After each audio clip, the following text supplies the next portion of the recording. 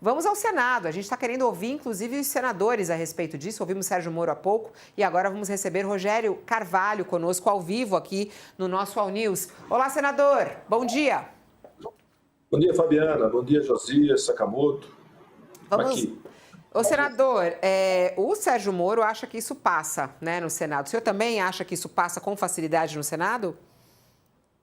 Olha, existe uma grande concertação aqui para tentar dissuadir o Flávio de ser candidato e, em troca, ele aprovar algum benefício para Bolsonaro. Então, é um debate que não é anistia, não é o acordo dos bastidores para fazer o Tarcísio candidato a presidente. É isso que está em discussão neste momento, e muita gente que até não votaria na anistia, alguns parlamentares que não votariam na anistia, agora devem votar para poder ter o Tarcísio candidato à presidência da República. Agora, senador, essa mercadoria velha, né? Essa coisa de redução das penas, já estava em discussão antes mesmo da candidatura, a suposta candidatura do Flávio Bolsonaro, né? E não avançava porque o PL queria enfiar no meio da proposta a anistia. Houve um acordo para eliminar a anistia e avançou. O que eu queria lhe perguntar, o senhor mesmo está reconhecendo que deve passar no Senado. O senhor acha que é um dever do presidente Lula vetar essa proposta, uma vez que nós estamos falando de pessoas que atentaram contra o mandato dele, né? Tentaram criar obstáculos para que ele permanecesse no cargo para o qual foi eleito em 2022. É uma obrigação do Lula vetar isso? Eu acho que ele tem que cumprir o seu papel, né? Se é inconstitucional, ele deve vetar. A não ser que tenha alguma avaliação diferente, mas até este momento eu acredito que o veto é o mais provável se isso vier a ser aprovado, né? Agora, é importante a gente lembrar que essa discussão sobre dosimetria, a anistia, estava meio parada na Câmara dos Deputados, né? E ela reacendeu depois do lançamento da candidatura de Flávio Bolsonaro. E ele disse publicamente que teria um preço. O preço é esse?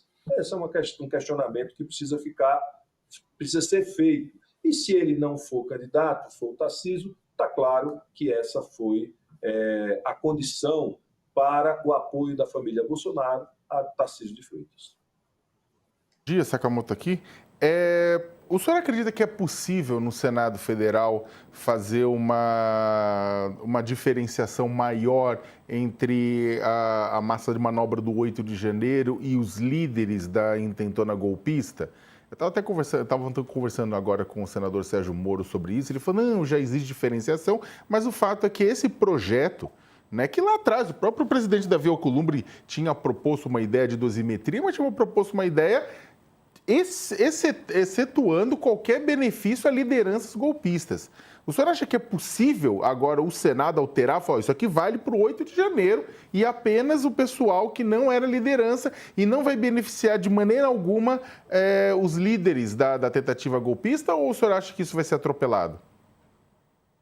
Sakamoto, eu estou com pouca esperança em relação a isso, certo? Porque o que está movendo esse desejo de votar essa questão, e que era para ser votado ainda diretamente no plenário no dia de hoje, e graças à atuação firme do senador Otto Alencar, que disse que não concordava desse projeto vir da Câmara e ser aprovado em rito sumário, e aí eu e outros, o Renan Calheiros e vários outros líderes colocaram a necessidade da gente fazer esse debate na Comissão de Constituição e Justiça.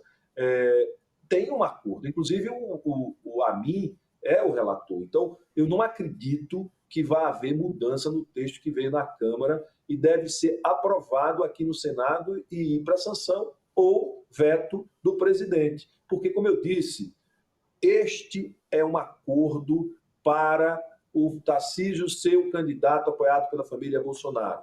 Ainda que alguns não venham a fazer acordo com o Tarcísio, a presença do Tarcísio favorece o jogo da política e da barganha. Isso. Para o presidente Lula buscar o seu objetivo, que é ser reeleito em 2026, qual é o melhor adversário? Tarcísio ou Flávio Bolsonaro? Tanto faz, porque, como disse o Sakamoto, eles vão se unir, independente de quem seja o candidato para enfrentar o presidente Lula. Não tenho dúvida disso. Agora, creio que com o Flávio, pode ser que no primeiro momento tenha alguma divisão, mas no segundo turno estarão todos juntos. O senhor fala que tanto faz, mas não é o que a gente ouve nos bastidores, né, senador? Vamos ser sinceros aqui, que dizem que o Tarcísio é um nome um pouco mais forte do que Flávio Bolsonaro. Tanto é que o mercado financeiro reagiu dessa maneira, né? No dia que foi anunciado, o mercado financeiro reagiu desta maneira, dizendo, inclusive, que se for realmente escolhido Flávio Bolsonaro, a chance de Lula ser reeleito é maior. Não foi assim que vocês interpretaram? Veja, eu vou dizer um negócio, o mercado financeiro tem errado tanto que quando eles fazem uma previsão, eu já quero ir para o outro lado, entendeu? Se a gente for considerar o que o mercado financeiro tem dito e o que tem de fato se concretizado e as especulações que eles fazem, o mercado financeiro vive de criar problema para tirar vantagem. Essa é a regra de funcionamento do mercado financeiro. Então, o que eu sei da minha experiência política é que na polarização, o que importa são os polos ao fim e ao cabo, quando tudo se concretizar. Senador, uma pesquisa atrás da outra vem demonstrando que, embora o presidente Lula esteja hoje numa posição confortável, até porque o outro lado está todo atomizado, né, pulverizado, há indicadores que não são muito favoráveis ao presidente, sobretudo por esse aspecto. O lado opositor está tão destroçado que o presidente poderia estar em situação mais confortável, né? A imagem dele, a recuperação estacionou, e nessa última pesquisa Ipsos e PEC mostra que, de novo, o presidente Lula é favorito, mas uma distância ali que não se pode dizer que ele abriu larga vantagem sobre os potenciais adversários.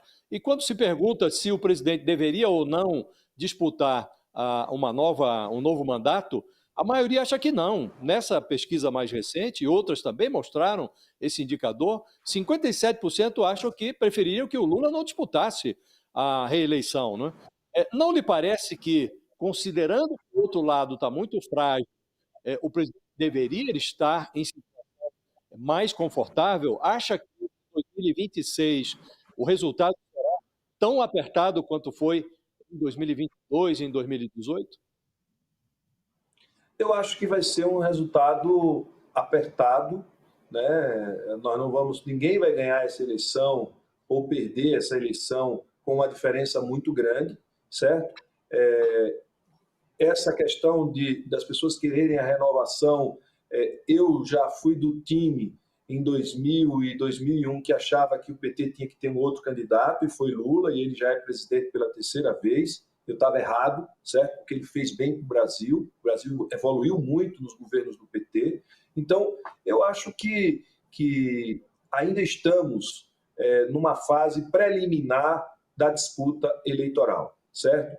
E em campanha, os candidatos que estão no governo, se tiver um mínimo de discernimento, tendem a crescer mais em função de compreenderem melhor e passar mais segurança para o eleitor, porque conhece a situação do país, o que precisa ser feito. Eu também já vi várias campanhas, por exemplo, Geraldo Alckmin, quando disputou com o Genuíno estava bem na frente, Geraldo Alckmin estava lá atrás, e Geraldo Alckmin ganhou a eleição no primeiro turno, porque ele era vice que assumiu o governo e ele tinha toda esta clareza de como deveria funcionar o Estado. Então, isso favorece muito a quem está no comando. Não favoreceu ao Bolsonaro porque o PL e este grupo que governou o Brasil não tem projeto de Estado e de sociedade. Para eles é destruição, que era isso que eles apregoavam, que era isso que eles defendiam o tempo todo. Destruir,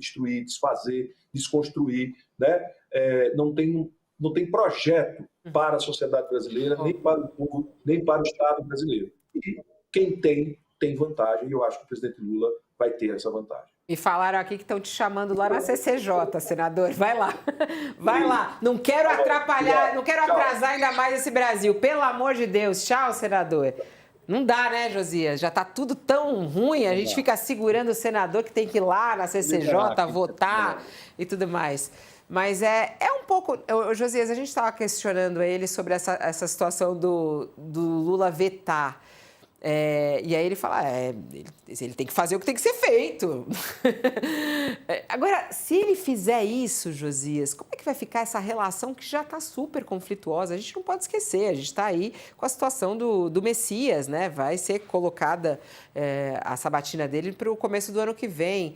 Se o Lula vetar, como é que fica o clima do governo com o Congresso? Como é que você analisa aí as falas rapidamente do senador? Em política, Fabiola, não se pode dizer coisas definitivas sem definir muito bem as coisas. E o que se está dizendo nos subúrbios do PT, do Palácio do Planalto, é que isso daqui é inadmissível. E, de fato, é. Porque estamos falando da atenuação de penas para pessoas que tramaram contra o mandato do Lula. Não queriam que o Lula tomasse posse. E não estamos falando de Débora do Batom, nada disso, como tentam fazer crer os adeptos dessa proposta de redução de penas. Estamos falando do Bolsonaro e do primeiro escalão do complô do golpe. Atenuar as penas dessas pessoas, alguns não foram nem condenados ainda. O Supremo está agora analisando o núcleo 2 da trama do golpe. Tem general lá, tem outros oficiais das Forças Armadas. Nem terminou o julgamento. O Bolsonaro não fez um mês de regime fechado e já vão atenuar as penas. Então, se o Lula não veta, Fabiola, aí é uma desmoralização para ele. Porque, como disse, não se pode dizer coisas definitivas em política sem definir muito bem as coisas. E definir as coisas aqui é dizer as coisas como elas são. E aqui nós estamos falando de servir refresco a golpista, que acabou de ser condenado. Isso não faz nexo para mim, para você, para as pessoas que têm algum apreço pela democracia, faz menos nexo ainda para o Lula, que foi o alvo da tentativa de golpe. Então, se ele não veta isso, Fabiola, aí ele se autodesmoraliza. Não faria sentido para ele. Então, é evidente que toda ação política tem um custo, mas em certas ocasiões, Fabiola, é preciso pagar o preço. E é preciso impor a quem está desejando aprovar esta matéria o ônus de derrubar o veto, para que cada um assuma claramente, nitidamente, as suas responsabilidades.